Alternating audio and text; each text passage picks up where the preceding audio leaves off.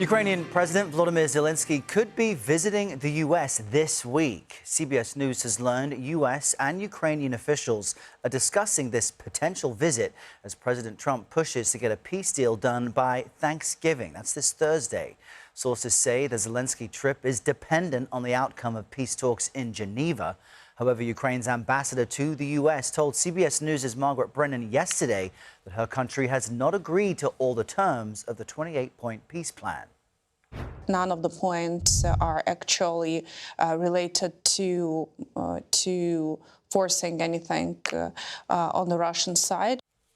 Meanwhile, take a look at this. Fresh CBS News polling finds a majority of Americans disapprove of President Trump's handling of the Russia-Ukraine conflict. And we should note this polling was taken before the talks in Geneva began.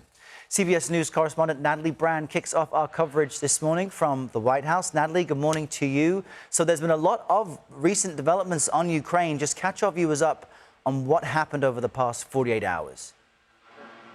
Yeah, there's a lot to get to, Errol. Now, President Zelenskyy, in new comments, called this a critical moment, said Ukraine is working closely with the U.S. and European partners to define steps to end the war. But he also indicated that territory remains a sticking point and said that Putin wants, quote, legal recognition to what he has stolen, calling that the main problem. Now, as you heard, Ukraine's ambassador told CBS News over the weekend that Ukraine has not agreed to all terms of the draft 28-point peace plan. According to a draft shared publicly, that initial plan would require Ukraine to give up its eastern Donbas region and Crimea. Critics of the draft also say it contained many of Moscow's long-standing demands. Now, this weekend, President Trump, in answering some questions from reporters, suggested that this was not a final offer to Ukraine. Take a listen.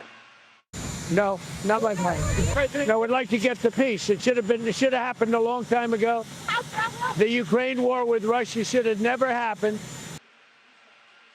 Now, Secretary of State Marco Rubio participated in talks over the weekend between U.S. and Ukrainian negotiators and said that a lot of good progress was made, that they were working through some changes to get to a place where both the U.S. and Ukraine is comfortable with this plan. He didn't give specifics about those changes, but here's more of what he had to say. Take a listen. It is probably the most productive day we have had on this issue. Maybe in the entirety of our engagement, but certainly in a very long time. But work remains, and because this continues to be a working process, you know, I don't want to declare victory or finality here. There's still some work to be done. And he didn't take questions, saying this is an ongoing process, rather, but it comes amid some questions and confusion over the origins of this plan.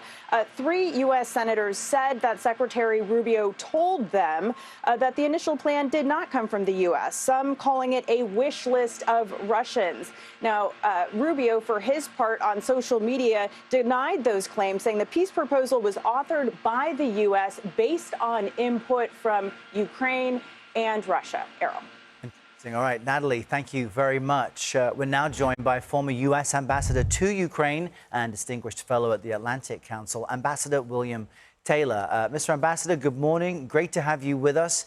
Let's pick up where Natalie left off there. Where in this 28-point draft proposal does Moscow make any concessions? It seems as though they get to keep the land that the international community agrees they stole.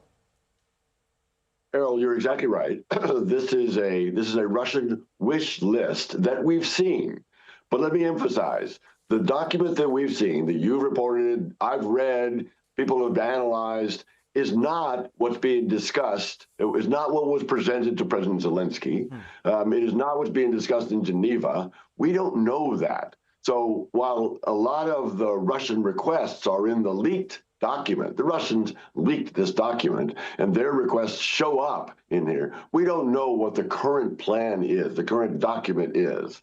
But on the issue of territories, the way that they're looking like they're going to go is to freeze the front line, and it's actually a front line zone.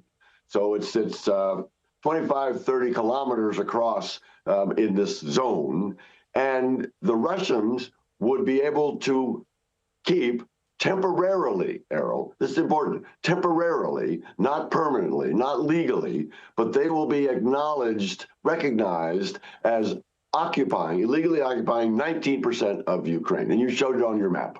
That 19% is what the Russians now have. And that will be acknowledged that they're there, not legally.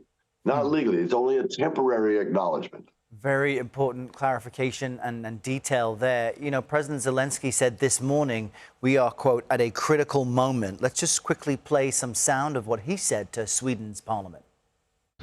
Of course, we all continue working with partners, especially the United States, and look for compromises that strengthen, but not weaken us. And we will continue explaining how dangerous it is to pretend that aggression is something one can simply overlook and move on. So in the last few seconds here, where does Russia pay for its aggression? Where is there room for compromise on that? It has to acknowledge that it is in the wrong, that it is not going to win, is not going to take over Ukraine as Putin has said he wants to do. So that they're going to fail on that, and they will only be able to temporarily stay in that illegally occupied part of Ukraine. That's where they will have. That's what. And Errol, you're exactly right. In order to get Putin to do that, to agree to that, there's going to have to be pressure on him. He won't do it voluntarily. He will have to be pressured militarily and financially. Ambassador William Taylor, great to have you on this major story this Monday. Thanks for being with us.